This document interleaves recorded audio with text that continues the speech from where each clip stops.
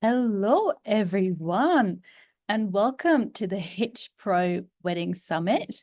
We are thrilled to have you all joining us for what promised to be a very enriching afternoon. It's fantastic to see so many of you here live with us today. Oh, I think I'm getting notifications that you can't hear me. Let me try. Can you hear me? Okay. Voice okay. Thanks for letting me know, guys. There's always a little bit of a tech setup going on here in the back end. Well, thanks so much for confirming that you can hear me. It's great that I'm not just talking into a camera, but you are actually there with me. Thank you. For those of you who may be new to our events or haven't joined us before, my name is Lorena. I handle all of our vendor-facing marketing here at Hitched, which means I'm here to provide you with valuable insights and advice to help you grow your business. It's an absolute honor to host this today and have our wonderful guest speakers later joining us as well. But before we dive in, here's some general information for today. I hope you navigated our event platform smoothly, where all the sessions will be held. You can either watch the live sessions directly on the platform, absolutely no problem. Or if you have Zoom installed on your device as well, click on the top right corner to open the webinar in Zoom directly. It's sometimes a little bit better quality in terms of seeing the screen okay. So that's all about Zoom. Feel free to ask us any questions in the chat or in the QA during the day as well. Some of my fantastic colleagues are here today with us, and they will help and answer any questions either here in real time right now, or we will follow up later as well. Right, to make today even more interactive, we have some questions or statements coming your way, and we would love to see your reactions to it. I know you can do it. You already shown me some thumbs up that you can hear me. So how can you do it? Exactly. You find them at the bottom right at the Zoom bar and choose from the icons. You can click on the icon to remove it again as well. So let's try it together now. Let's see who we've got here today. Are you a long-time Hitch partner? Give us a clap. You've been here for a little while. Give us some hearts. Or maybe we have some newbies here with us today. Let's celebrate and sprinkle some confetti over you as well. Okay, I love seeing all these reactions coming in. This is really, really good start. So what is on the agenda for the afternoon? We'll kick things off with some industry insights, exploring the latest trends in wedding planning and how both couples and vendors are navigating this evolving landscape. And we'll also take a closer look at connecting with the next generation of couples. Next, we'll dive in a bit deeper on the important customer journey and uncover all the stages and what you can do to work better together with your couples. Make sure to look out for some announcements in the chat as well, as we'll be sharing some really valuable resources with you for free today. And following that, we have our very own sales and marketing experts with us, who will be providing some valuable sessions focusing on how you can guarantee bookings. So join us and learn how to close more sales and discover more about the future of the wedding industry. And last but not least for today, we'll be closing the day with the UK's wedding industry expert, Kelly Mortimer. Kelly will give our premium partners a very valuable hands-on training session on how to not get ghosted. Trust me, you don't want to miss this session. If you're now thinking, damn, I could really benefit from this too, but you're not a part of the premium club, fear not. If you go premium anytime after today, you'll be able to catch up on everything on demand. So what's left to do for now? Make sure your diary is clear for the rest of the afternoon. Pause your emails or any other notifications that could possibly distract you from making the most of today. Detach yourself from social media for a few hours, but please, if you like what you see, share some pics from today afterwards. And now get ready to sit back, learn, and be present. So let me give you a very quick overview of who we will see today. We'll be welcoming our experts, and Kirsten Francis is starting in just a moment, who's our very own Insights Director here at the Knot Worldwide. You also get to hear from our editor here at Hitched, Zoe Burke, and of course, Kelly Mortimer. And in addition to our keynote speakers, you'll also hear from some familiar faces here at Hitched, from our marketing and sales and customer success teams. And we're all super, super excited to spend the next few hours with you here. But before we get started, besides the free insights and advice, we're also giving away some vouchers. Just attend the sessions, nothing else you have to do, and you're in with a chance to win a £50 Amazon gift voucher. There'll be 3 winners per session, and they will be announced tomorrow, so just keep an eye on your emails. And to make sure we're all starting today with the same background knowledge, let me quickly reintroduce you to Hitched. Hitched is part of the Not Worldwide, which has a global leading presence in many markets that you can see here on the map with a little heart, and is also a leading wedding planning destination here in the UK. Our mission is very simple. It's to help people get married. And over the last 25 years and plus, we've provided couples with advice and inspiration for every aspect of wedding planning. We offer smart digital planning tools and showcase over 25,000 of the UK's top venues and suppliers on our marketplace. But now let's get started with our very own CEO, Tim Chi. He will give us a little insight into the Not Worldwide's journey to becoming a global wedding brand and some words of wisdom with all of us here today. Good afternoon. And for those of you that I haven't had a chance to meet yet, I'm Tim Chi, the CEO here at the Not Worldwide. I wanted to take a moment to thank you for joining our virtual wedding summit and for your ongoing partnership. Now, I thought this would just be a great opportunity to give you a little background on the Not Worldwide's journey, underscoring how you, our vendors, have been at the heart of our business since the very beginning. Some of you may already know the story, but hopefully it's new to a few of you. I founded WeddingWire back in the summer of 2005 as I was planning my own wedding, and I had actually attended 8 other weddings of friends and family that summer. Now, I felt the stress and pain points very acutely of wedding planning, particularly as it relates to selecting and hiring all of our wedding professionals. Now, there were these wedding publications that educated and inspired, but there were no platforms that made it really possible to plan and hire vendors online. And at the same time, I noticed these online vertical marketplaces were springing up everywhere as a purpose-built solution to these broad horizontal search portals that were popular at the time. And this led to the proverbial light bulb moment. A purpose-built vertical marketplace powered by user-generated reviews from newlyweds for the wedding industry. And from this, WeddingWire was born.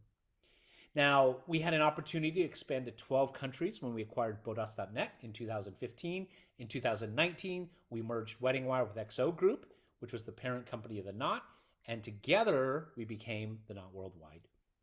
In 2020, we acquired Hitched, which was and continues to be a leading wedding marketplace serving UK couples and vendors. And today, nearly 4 million couples per year come to our global vendor marketplace to find incredible wedding vendors like you. Now, through all this time, our goal has remained the same: bring both sides of the industry, couples and vendors, together to create a more seamless experience.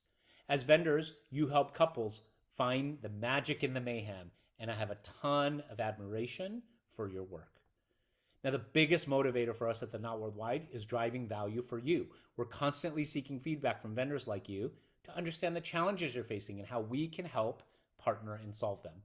One of our core values is we love our users, and we truly live by that.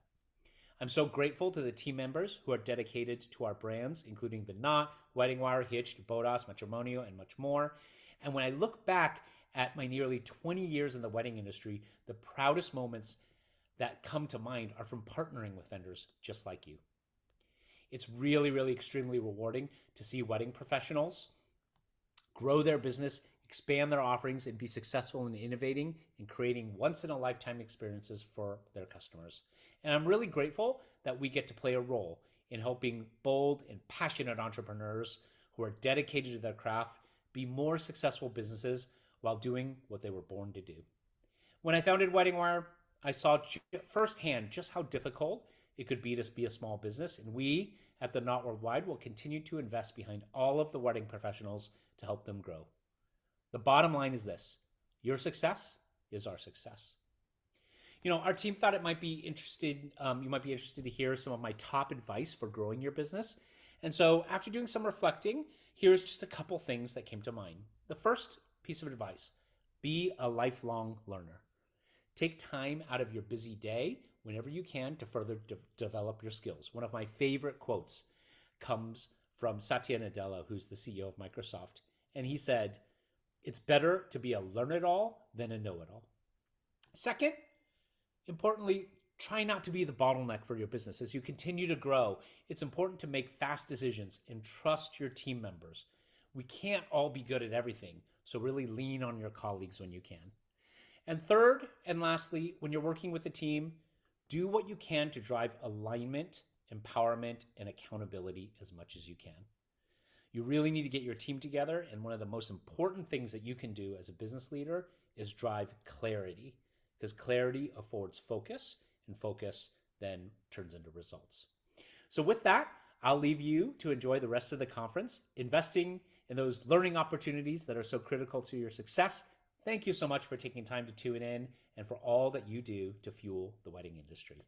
Take care. Thank you. Wow, thank you so much, Tim. I have goosebumps listening to these inspiring words. And I have to say, I'm a big fan of Tim myself, but I know he's also a very big fan of the UK too. Fun fact, actually, every time he comes to the office here and meets us in London, the first thing he does, he gets Bubble and Squeak. Now, I think that is a true ode to his love for the UK. But now, without further ado, I think it's time to start our first session and welcome our first guest speaker, Kirsten Francis here, who will be covering the latest industry insights and the importance of being customer obsessed. Let's learn more about Gen Z and millennial couples, how they're planning their weddings and what they need from you guys. So over to you now, Kirsten. Amazing. Thank you guys so much. Can everyone hear me okay? Give me maybe a thumbs up emoji if you can all hear me. Okay, wonderful. Well, thank you guys so much for having me here today. My name is Kirsten Francis, and I lead the Global Insights team here at the Knot Worldwide. So a little bit about me, I've been doing research in the wedding space for over a decade. And while, of course, I am biased, I do think I have one of the coolest jobs here at the Knot Worldwide because I get to speak with not only wedding professionals like yourself, but also couples all around the world on a daily basis. So the goal of my team here is to truly understand what's happening within the wedding industry. Everything from understanding some of the trends that might be emerging, ones that might be dying out, understanding some of those macro factors that impact the wedding industry. But most importantly, our job here is to make sure we're taking all these important learnings and insights and really giving all that information back to our users. So either our couples can really help successfully plan their weddings, or wedding professionals like yourself can take these insights and bring them back to their business to help thrive. So let's go on. So before I begin, I just want to get a quick show of hands of how many of you have had a chance to read this year's National Wedding Survey Report. Give me some of those hearts if you have. And if you haven't, that is also okay. There's no shame in that. That's why I'm here today, right? I am here today to give you guys the most important information about today's couples and your future clients. So we will definitely, I see a mix of both, and that is great because we will just make sure we cover off on the highlights. So before we dive into the data, let's set the stage for a minute and just talk about why this survey and report is so important, right? Hitched has been running the National Wedding Survey since 2016, and it really provides one of the most comprehensive looks at today's newlyweds. So this data is truly for you guys a gold mine because it allows you to better understand the couples that are getting married, and it also gives you guys that insight you need to help not only attract, but also lock in your ideal clients. So everything we'll discuss today really can be taken right back to your business as a way to really make sure you are on top of your game. So if we go to the next slide, I just want to give a quick understanding or a quick background of what this survey is all about. So we talk with newlyweds throughout this survey, and the purpose of it is for us to really get a better understanding of what their planning behaviors are, what challenges they're facing, and why they're making the decisions they are. So while all of these data points might be interesting, it isn't as useful, or it doesn't mean as much unless we're really pulling it all together and getting that larger collective understanding of what does that mean for you as professionals? What does that mean for the industry? And so that's where our team of experts really comes in here, right? We are the ones that are really trying to pull it all together and provide those actionable insights and those useful strategies for you to be able to take back to your business. So that's exactly what I'm going to spend the rest of the session here doing today. We'll talk through some of the findings, but really take out those aha moments of what does this mean for you and how can it be of use for your business. Okay, so let's talk really quickly about the report itself. So in this year's study, we spoke with nearly 2,000 couples all across the UK who got married in 2023. So that's great, right? It's not just random opinions about the wedding industry. It's not just talking with, folks. It's really people who went through the entire process and got married in 2023. So we can get those really deep insights and understanding why they did what they did. The respondents in the survey represent couples of all varying backgrounds and budgets, race and ethnicities, and locations all across the UK. So this is truly a comprehensive look of what's happening within the UK wedding industry. Okay, so let's start things off by just starting with a quick snapshot of who are those couples that got married in 2023. And so when we start at the beginning, we look at age. We see that on average, couples in the UK are getting married at roughly the age of 34. We see that a couple's engagement period lasts shy of just 2 years. So that is from the time they are getting engaged until the moment they wed. So that's the engagement period. We do see about 2/3 of that group are starting to plan their wedding about a year out. So it really gives us that understanding of when those decisions are going to start being made. When it comes to the construct of the couple, so the dynamic, how they're kind of formed, we see that that's really changing over time. And what I mean by that is, if we look at the chart here, right, we see that 90% of couples today are living together before getting married. We see almost a third are meeting online, so definitely a change in how folks are meeting. And then almost 20% had children before getting married. So you might say, why does that matter? Well, it's important to keep this in mind because this could change, right? Some of the decisions that are being made throughout the planning process. This could maybe have a couple say that they want a babysitter on site and hire that wedding professional or a babysitter to be able to help with that. It might change the flow of the wedding day itself, or even what they end up putting on their gift list. All of these kind of understanding of who that couple is what makes those decisions change throughout the planning process. So it's really important to get to know exactly who it is that you are working with. So if we move on from here, let's set the stage and talk about when are couples getting married. So when we look at the UK, we see, and this is probably not a surprise to many of you, but summer is really the peak time where couples are getting married in the UK. August is actually the most popular month at about 16% of couples, and that's then followed by September. But one really interesting fact that we're starting to see on the rise is that of weekday weddings. So those are becoming a bit more popular in 2024. And let's talk a little bit more about that if we go to the next slide. So when we look at last year, 2023, you can see we have 2 calendar views here. And on the left-hand side are the most popular dates from 2023. What we noticed about those dates is all of them were Saturdays during 2023. However, when you look to the right-hand side of this and you look ahead at 2024, so current year, what we are actually seeing is out of those top 5 days, only one of them is a Saturday. Want to be clear that Saturdays are still overall the most coveted or most popular day of the week to get married. But when it comes down to the individual date that is most popular, we are seeing that there is weekday weddings on the rise. So if we look at the most popular day, we are projecting in 2024 for it to be Friday, August 23rd. So what does that mean for you? It should actually be really exciting if at nothing else, because it means there's more revenue and booking opportunities for you. So what we're really seeing in the industry is couples don't want to compromise their wedding despite dealing with things like inflation, dealing with the economy and the impact it has. So rather than have it compromise maybe the wedding that they always envisioned, they are looking to weekday weddings as an alternative or a flexibility maybe in some costs or those opportunities.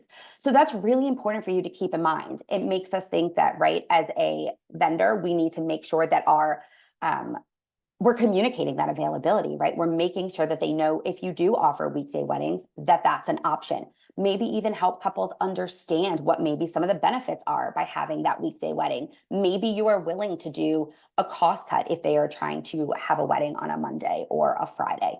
So all of that communication is key up front. But overall, as I said, it's really exciting because you guys now have opportunity to get that additional revenue and booking. So definitely interesting to see that shift on the horizon, right? Okay, so we talked a little bit about when couples are actually getting married, but let's take a step back and talk about that planning process, right? They got engaged. Always the question is, what's next? Where do they get started? How do they start this process? And so let's dive into this to get a little bit of a better understanding of that planning. So as I mentioned earlier, roughly 2/3 of couples are beginning to plan their wedding about a year in advance. Of the planning, about 80% of that planning is being done by the couple themselves. So we do hear, right, there's a lot of parental support or relatives that may be helping, but the bulk of that planning is being done by the couple themselves. The other thing that we see during planning, and this holds true kind of across the world, is that technology and the role it plays in wedding planning is on the rise. So in the UK, couples are using about 4 resources on average to help them plan their wedding. This is everything from social media, so think Instagram, TikTok. If you haven't heard, it is kind of on the rise and the go-to platform, especially for Gen Z. So they're using social media, but they're also using wedding planning sites. So in fact, more than 90% of couples are using planning sites like Hitched to help plan their wedding. And roughly about 1 in 2 tell us that that is where they are finding their vendors like yourself. So really interesting to understand just that evolution of technology. And we see it in many more ways than those that I just suggested. So when we think about that planning process and all of the kind of data I just threw your way, again, what does that mean for you? And so when we think about that first point about couples are planning about a year in advance, that makes us think, right, it's really important to make sure our diary is up to date for those future years. So right now, it's important to make sure 2025, 2026, those dates of your availability are open. That way that couples who are starting to plan can really understand where their options are. In addition, it's important to remember that planning is a team effort, right? It's a good reminder to ourselves that to make sure we're being inclusive in all of our communication. It's important to remember that not every couple, right, is a bride and a groom, and also that not everyone planning is the couple. So that is important to make sure that no matter who we're speaking with, we are knowing our audience and making sure we are addressing it in the right way. We also know that a lot of couples, as they're getting that support from their parents, they're receiving a lot of also financial support. So around 70% of couples are relying on their parents for that financial support. So as you are having those conversations with the couple, it's important to know who that decision maker is, right? It might not always be just the couple. We've actually heard from a lot of vendors, they are now including an FAQ section kind of dedicated just to whether it's the parents or relatives or kind of that outside factor, which is a really interesting idea, right? They know there's a lot of questions that other people besides the couple might have around the product or the service that you're offering. So having that dedicated FAQ section on your storefront or your website is actually a really interesting tactic. All right, let's move on to the next to chat a little bit more about couples' priorities. So we know during planning, one of the biggest things is couples need to prioritize, right? They need to understand throughout the planning process what is most important to them, and that is where their decisions lie. So when we look at the list of what is kind of the main priority for UK couples, the thing that is at the top is that guest experience. So what's so fascinating about guest experience is this is universal. So when we do surveys in 15 of our different countries and ask newlyweds what is kind of that most important aspect, we see majority say guest experience. And why is that? Well, couples want to make sure, of course, that their wedding is fun, but that their guests are having a great time. And so they know it takes a lot of time and effort and money for guests to be there on that big day. So they want to make sure that they're providing kind of all of those show-stopping and wow factors during their wedding to have that be a good experience. We really see that coming through in things like entertainment, maybe a live band, mobile bar, even surprise fireworks. We see kind of all of those fun factors being brought to life because they want to make sure that guest experience is really top of mind.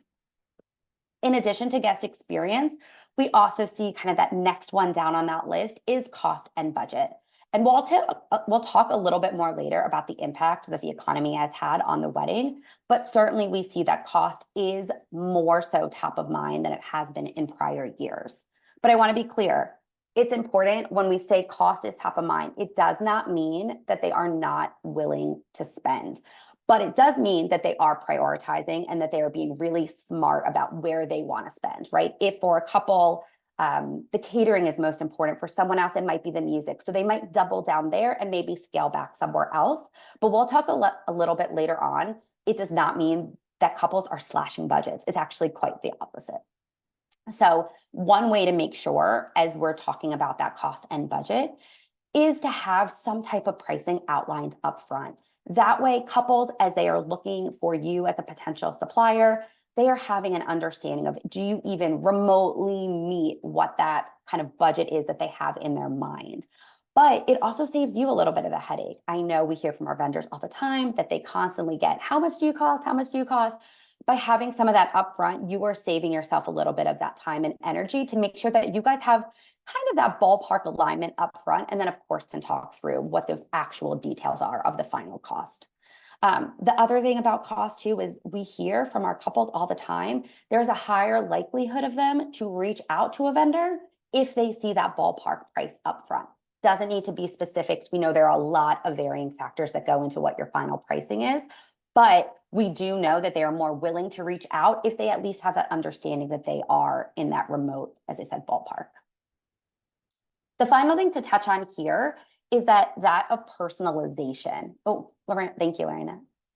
Is that of personalization. So this has been definitely, I'd say, a trend that we've seen for quite a few years now, but millennials and especially Gen Z that are on the rise, personalization is everything to them, right? I think the rise of social media has also kind of brought that to the forefront. Everyone sees all the amazing personalization details that are happening. So it becomes a huge component of their own wedding. We actually see that roughly 64% of couples say that having a wedding that reflects them is a key priority. So they're finding ways to personalize, maybe not only through things like the decor, but it might be through food or music during the reception. We also see during the ceremony, right? They may be including special customs or doing cultural or religious elements to that. So make sure, as I've said, to get to know your couple, because this is a really great opportunity for you to understand what some of those important details are to them. And you can also think about ways for you to provide and help really bring that to life. So always think about kind of that upsell opportunity or just where you can provide that guidance to have them fall in love with your ideas and your business. Okay. So we talked a little bit about the planning. But next, let's kind of shift gears a little bit and talk about the wedding day itself. So this is looking a little bit of when we pull together kind of the average view of what is happening in the UK right now for weddings. This is what we're seeing. So we see on average, couples are hiring about 10 vendors for their wedding. We see on average, couples are inviting around 80 guests. And this has slowly started to increase. Obviously, there were an enormous amount of regulations during COVID. But even when we look back to 2021, when we were just a little bit coming out of the weeds, we saw this number on this average being closer to 70. So already, just over the last year or so, we've seen it increase to 80. But what's always important to keep in mind, especially I say this all the time coming from a data and analytics background, is an average does not mean everyone is having 80, right? That is looking at those that are having less and that are having more. So it's always important when we talk about averages to not take that as this is the only number. This is just the average. And so what I mean by that is, right, even though 80 is the average, we actually see about 50% are inviting upwards of 75 to 150 guests. So once again, kind of that rebound and seeing that more guests are being invited is great for all of us to see. Okay, so when we are looking at, again, not only where the wedding is taking or when the wedding is taking place and how many guests they're inviting, we also take a look at how are couples around the UK deciding on where they are getting married? So this is always really interesting to understand. Are couples willing to travel, right? Where are kind of their own borders of where they are looking when they are trying to find their supplier? So what's really great to see is based on the data, we see that about 70% of couples in the UK report getting married within 50 kilometers of their home. So that tells us that couples are actually looking at a span of multiple counties, and they're not just set on exactly where they reside and keeping within that little bubble. So this to me because it goes to show that if you are willing to travel, make that be known. It's a good idea to make sure that you're listing your site in multiple counties to attract more business. Or if you have different categories that you play in, you can list it on multiple counties. That way, you don't need to make those couples work hard to find you. They will see you because you are showing yourself in multiple areas. Okay. So as we talked a little bit about those 10 suppliers that are being hired, let's take a double click into who exactly are those suppliers that are being hired for the wedding. So as I mentioned, right, we see 10 on average, and the most important, or sorry, not the most important, everyone is important. The most popular is the photographer at about 94% of couples hiring a photographer for their big day. This is followed by venue at just around 90%. And so when we think about venue, one interesting thing that we saw this year is actually the rise and popularity of a barn and farm venue. This actually took the top spot in terms of where folks had decided to get married in 2023, followed by hotel, which is not far behind. Hotel was the most popular last year. But again, we see those more so neck and neck this year, which is great. So we're actually seeing that roughly 1 in 5 are having their ceremony in that barn or farm venue, which has increased by 11% in the last 2 years. So interesting to keep that top of mind. We also see popularity for other suppliers like beauty and attire and florals. As you can see here, a lot of these categories are being hired. The one category, or should I say a few categories that are really interesting that are on the rise is entertainment, videography, and photo booths. All of those have seen over a 5% increase over the last year. And that can be linked back right again to that importance of guest experience and entertainment, right? They want that photo booth. They want that entertainment factor because guest experience is top of mind. So it's great to see those categories on the rise. All right. So as we move on here, right, we want to think about, we're talking about the suppliers that they're hiring. What is important though for you all to understand is as your prospects are looking at your storefront, right, what are those things to keep in mind? And what are those things that really we want to make sure that we're highlighting so that you're attracting their attention? So the first thing, as we discussed, if you work in multiple counties or multiple categories, showcase that to increase your visibility, right? That is going to be the first thing. Make it easy for them to find you. The second thing is sharing those key details up front. So whether that's pricing or high quality images, or even just providing a really clear description of your product and offering, having all of that right up front is going to be key.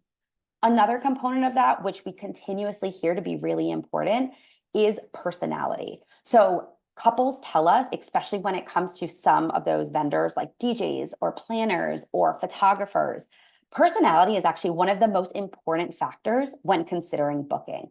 So let that personality shine in your About Us or bio section. Even a video is a great way to kind of let your personality come to life. And we'll talk a little bit about that more later. And finally here, if you are one of our premium listings, there's this really cool functionality that you can actually do the recommended supplier function. This links you up with another supplier and not only adds credibility, but it also increases your visibility and just gives it a little bit more of that kind of human touch, right? They understand that you're part of a bigger network, someone else in the industry works with you and kind of vouches for you. So if you haven't used that yet, definitely a great thing to check out. This is, of course, a very high rundown of some of those tips, but you'll have an opportunity later today to dive even deeper onto how to make the most out of your storefront. So stay tuned for that session because there will be a lot more useful tips and tricks at that point. Okay, so let's talk a final few slides about the National Wedding Survey data before we jump into some of that Gen Z content Lorena was talking about. But we definitely had to talk about cost when we're talking about this survey and what is going on within the wedding industry. So on average, couples are reporting spending roughly 20,000 pounds for their wedding ceremony and reception. Again, important to keep in mind that this is just an average.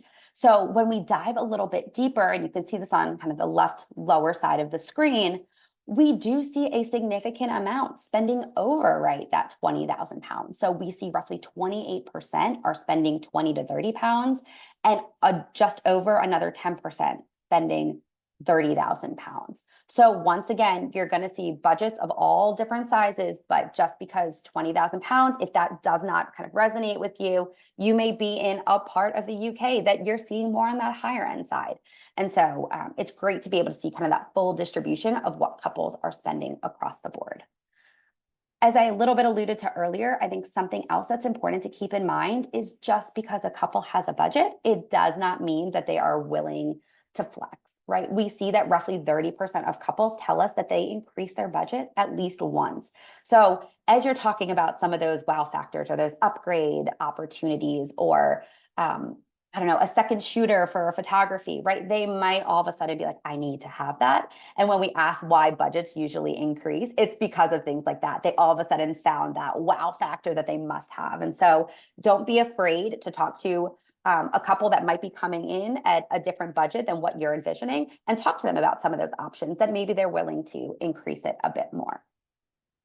The other point I just want to make here, which I think is so important to just make sure it kind of resonates, is we hear often that couples come to vendors, usually right off the bat, asking about cost and price. But it's important to make sure that just because they are asking about cost, you are not assuming that they are price conscious, at they are price shopping or looking for the lowest cost.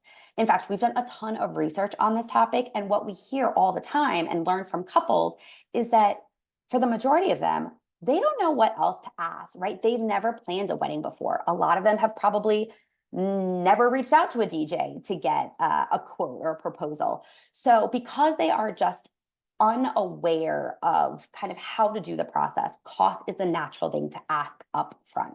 So this is where there's a lot of education that Hitched can provide to our couples, but also you yourselves. You are the experts of your own industry and your pricing. So not be feeling discouraged if you feel like all you're getting are those pricing conversations. It's giving them that education as to why. And that is really valuable for them and willing to have that conversation keep going with you.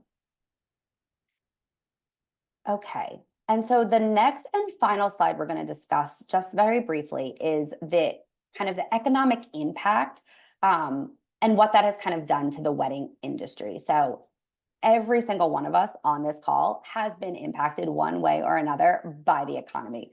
So it's no surprise that when we talk and think about the wedding industry itself, we do see some impact there as well.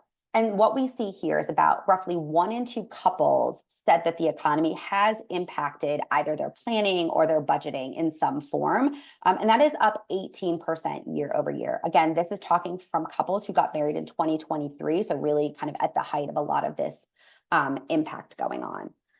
However, of those that were impacted, we actually hear that 60% of them increased their budget at least once to kind of meet those inflation numbers. So I know that is not doable for everyone, but it's really, I think, a helpful understanding to say that just because the economy has impacted them, it doesn't mean that they are totally scaling back.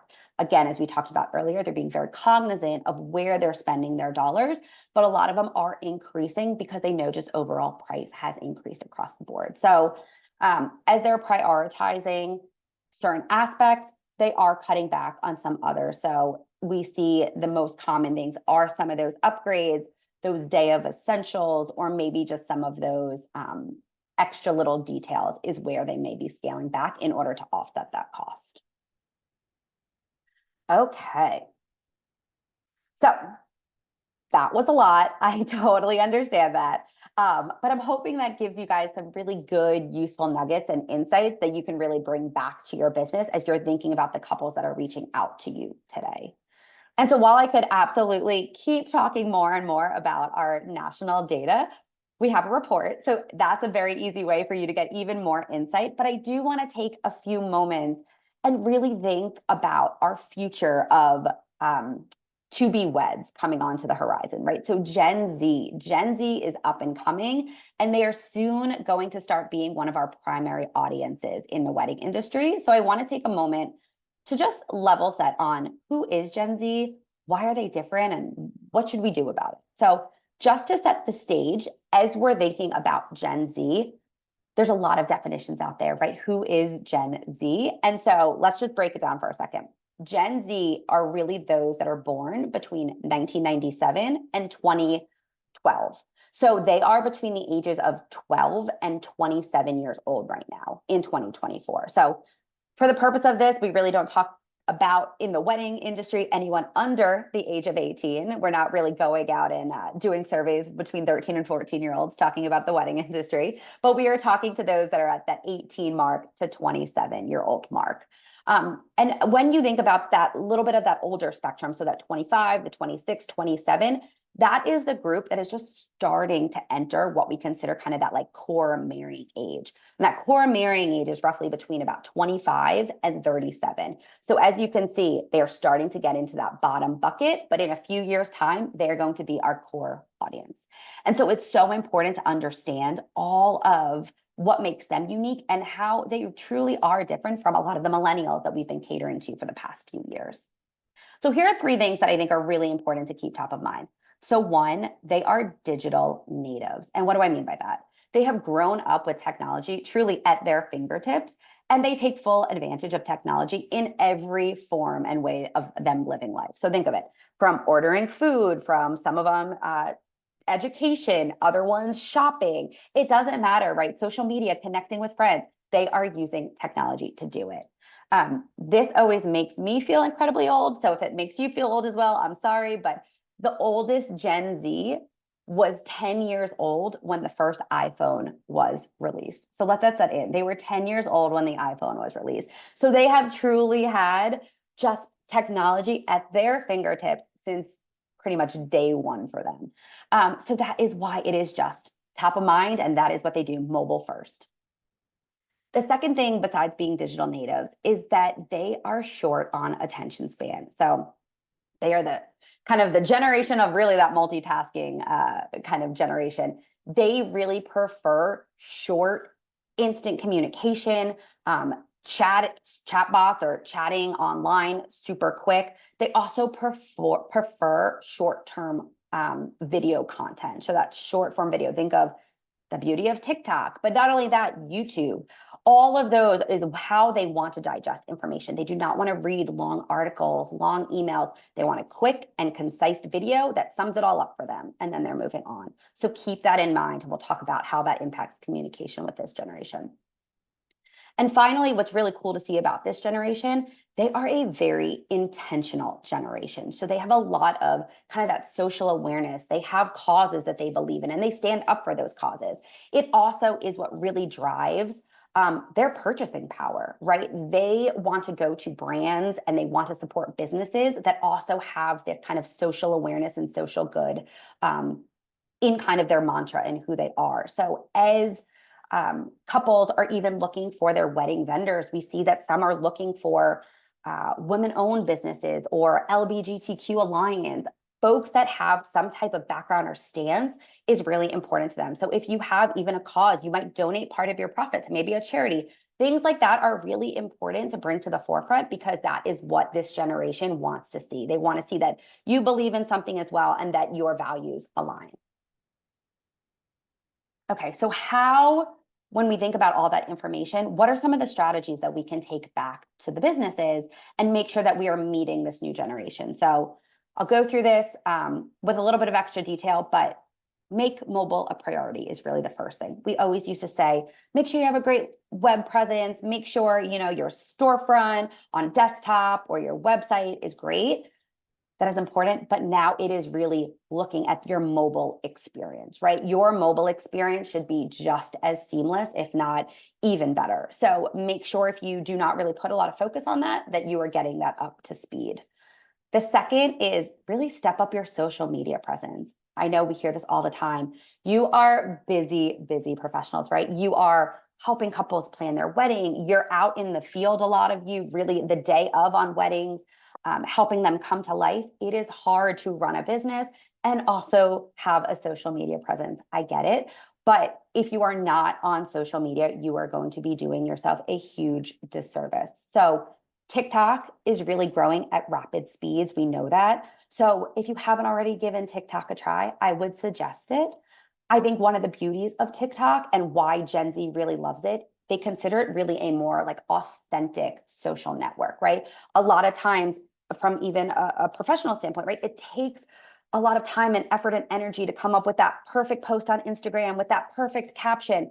The beauty of TikTok is it is that authenticity that drives the excitement. So they want to see things like behind the scene content or maybe even your personality coming to life with a fun video of you out, at a wedding and showcasing what's going on. So it doesn't need to be totally posed and positioned in the best way. It can just be the real you and give them that insight into who your business is. So I think it's a great medium to be able to connect with this audience. As I mentioned before, as I said, communication is important to be short and quick. So I know a lot of times we want to craft the perfect email back. And once we're done with weddings, being able to sit down and really thoughtfully think through how we're going to respond. This generation is looking for an instant response. What we actually hear is couples expect to hear back from their vendors that they've reached out to within 24 hours.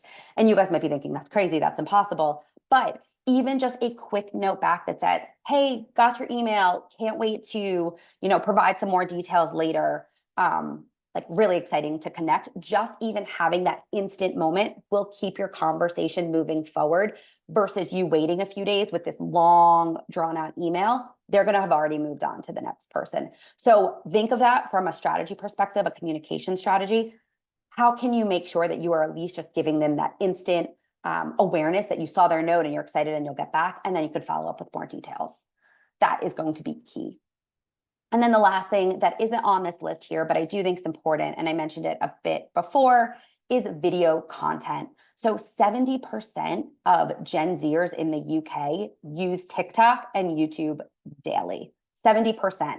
So that is where they are watching all of their video content. We also know that when it comes to wedding planning itself, about 50% of couples are watching online videos for wedding planning tips, tricks, and inspiration. So knowing that volume, even more of a reason why if you have not gone the route of doing some quick videos, it is probably a really good strategy to consider for the next few years. Okay. So we have about 5 or so minutes left to this session. And so I'm going to just quickly roll through, just as we talked about a lot of the data, a lot of takeaways along the way. Here's kind of that high level takeaway. If you listen to nothing else, here are the 5 things that you should be walking away and you can really implement right away into your business. So let's go through them. So 1, that idea of visibility, right? We talked about visibility, from the importance of listing in multiple locations or categories to supplier recommendations, social media presence, right? There's a million ways that you can help increase that visibility. The moral of the story here is really make your business stand out so that couples do not need to work hard to find you. So visibility is kind of that first one off the bat. The second one is value. So cost, as we said, is going to be top of mind for the majority of your future prospects. So where are ways that we could talk through this? 1, give them that up price idea, ballpark of what your costs may entail. You could also provide them with some packages. Packages are how couples prefer to see kind of the constructs of what you can offer, because then they just get a general sense. Plus, if you have, that elite premium package, it might all of a sudden intrigue them of, oh, there's an upsell opportunity. So that is a great way as well. And again, just do not, I know it's easier said than done, but try not to get as frustrated with those cost questions and assume that all couples are price shopping, right? There is a lot of education that comes throughout the planning process when it comes to cost. And so you being the experts can really help your couples understand why you are charging and why the industry is the price point that it is. So that's 2, value. The third one is personalization. We talked about how important that is for couples. And so from everything from maybe those cultural elements or how they're incorporating their musical styles, right? There's so many ways that you can personalize a wedding, but make sure that you are really understanding your clients so that you can help bring to the table some of those ideas and visions on how they can really further personalize that wedding.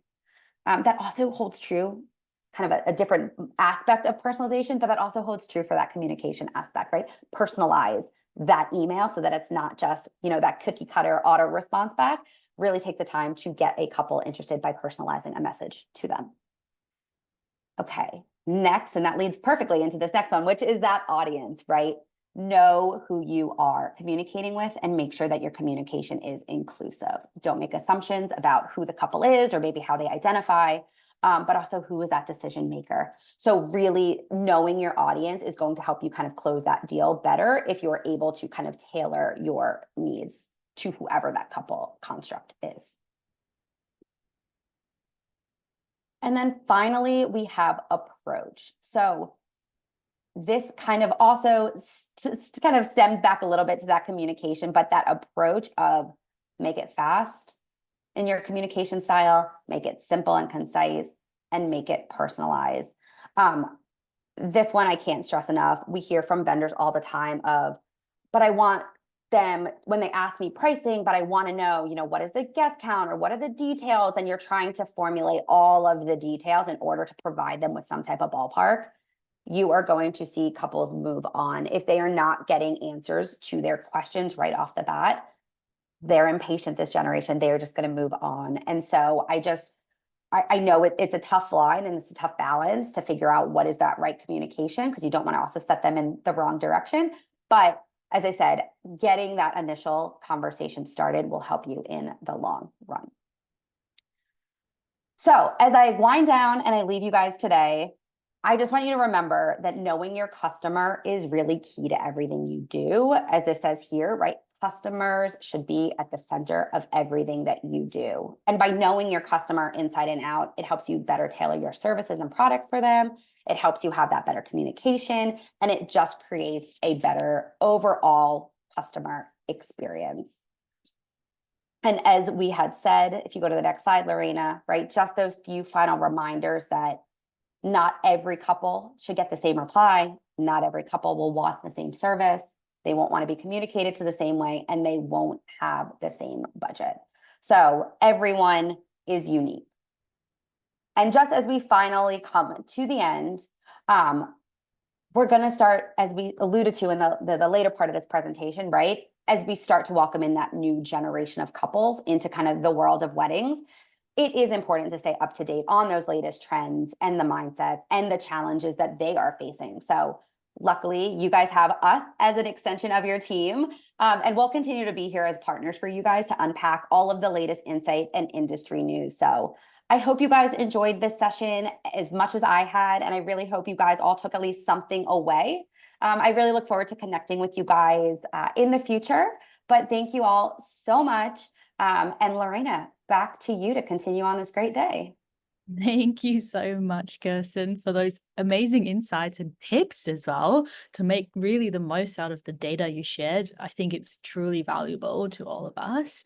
And now, after just a very short 5-minute break, we will see you all in the next session where we'll cover topics to ensure you're then connecting with couples at every stage of their vendor search. So really with the aim to engage with more customers and attract more business. So just quickly go grab a quick drink or snack, toilet break, whatever you might need, and be back for 2 p.m.